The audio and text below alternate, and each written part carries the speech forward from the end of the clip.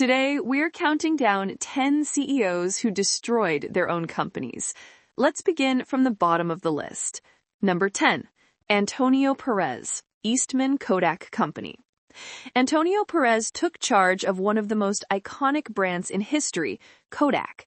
The company that literally invented the digital camera somehow failed to pivot to the digital age. Perez once called digital cameras a crappy business. Imagine that, the company synonymous with photography refusing to embrace the very future it created. While the world was going digital, Kodak stayed stuck in film. By the time they tried to catch up, it was far too late. Kodak filed for bankruptcy protection, and the once golden brand became a relic of the past. A classic tale of arrogance, denial, and missed opportunity. Number 9. Bernard Ebbers, WorldCom. Bernard Ebbers turned WorldCom into one of the largest telecommunications firms in the United States. But behind the glowing headlines was one of the biggest accounting scandals in history. Under his leadership, WorldCom inflated profits by billions of dollars. When the truth came out, the company collapsed. Shareholders were wiped out, and thousands lost their jobs and pensions. Ebbers was later convicted of fraud and conspiracy. WorldCom became a symbol of corporate greed and deceit, and of a CEO who thought he could outsmart the truth. Number 8.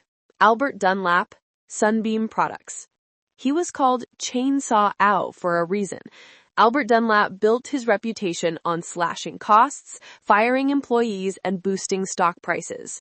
Investors loved him, at first, but beneath the surface, Sunbeam's numbers were being manipulated.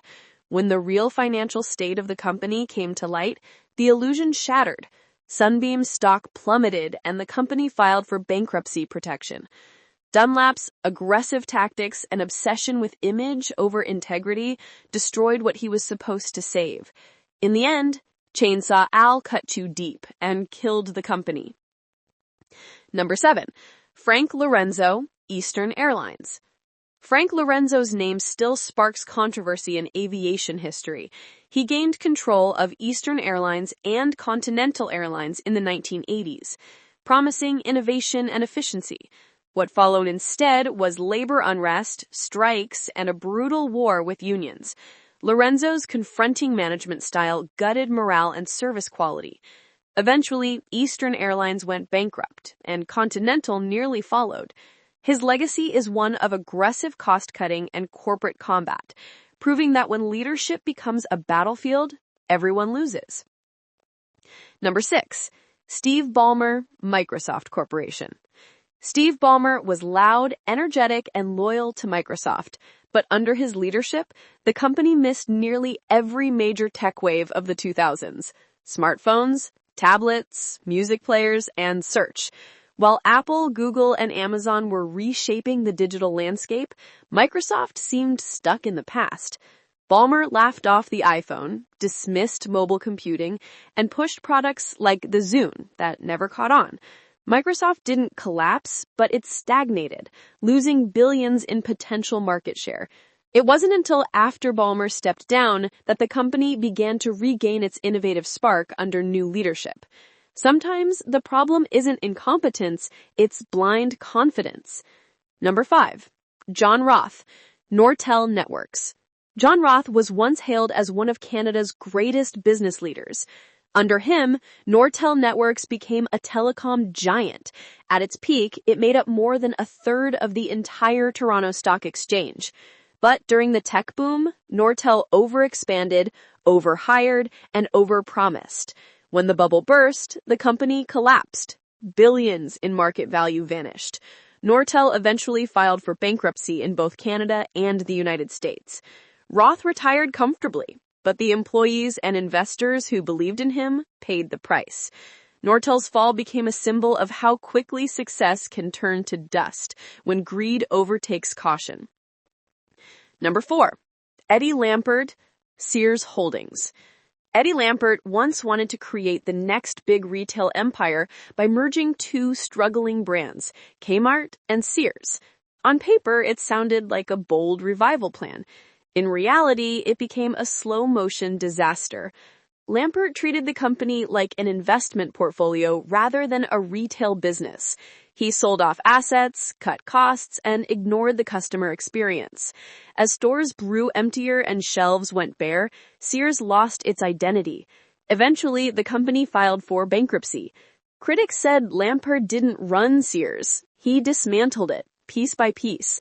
What was once America's most trusted department store became a ghost of its former self. Number 3. Gerald Ratner, Ratner Group. Gerald Ratner's downfall began with a single joke. During a public speech in 1991, he described one of his company's jewelry products as total crap. The audience laughed. The markets didn't. Overnight, Ratner's remark wiped out £500 million from the company's value. Customers turned away and Ratner's reputation was destroyed. Eventually, the business rebranded under a new name to escape the stigma. It remains one of the most famous examples of how one careless comment can ruin everything. Ratner didn't just lose money, he lost credibility. And once that's gone, no price tag can buy it back. Number 2. Scott Thompson, Yahoo. When Scott Thompson became CEO of Yahoo, the company was already struggling to find its footing in the fast-moving world of tech. Then came the revelation. Thompson had a fake computer science degree on his resume. The discovery shattered trust in his leadership and damaged Yahoo's already fragile reputation. He was forced to step down within months. It wasn't the biggest scandal in financial terms, but it exposed a deeper problem, a culture of carelessness and poor oversight. For Yahoo, it was yet another blow in a long line of missteps that eventually led to its decline. Number 1. Jeff Skilling, Enron Corporation. Jeff Skilling's name has become synonymous with corporate corruption. Under his leadership, Enron was hailed as the most innovative company in America. Investors adored it. Analysts praised it. But behind the curtain, Enron was cooking the books, hiding billions in debt through complex accounting tricks. When the truth came out, the company imploded. Employees lost their jobs, their savings, and their retirement funds. Investors lost everything. Skilling went to prison, and Enron became the textbook case of how greed and deceit can destroy even the most powerful companies. The collapse was so catastrophic that it led to sweeping changes in U.S. corporate law. Enron's story is a chilling reminder that a company's greatest strength can also be its greatest weakness, its leadership. So there you have it, 10 CEOs who, in one way or another, destroyed their own companies.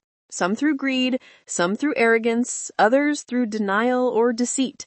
Each story is different, but the lesson is the same. Leadership is a privilege, not a power trip. When ego replaces vision and ethics take a back seat, even the mightiest companies can falter.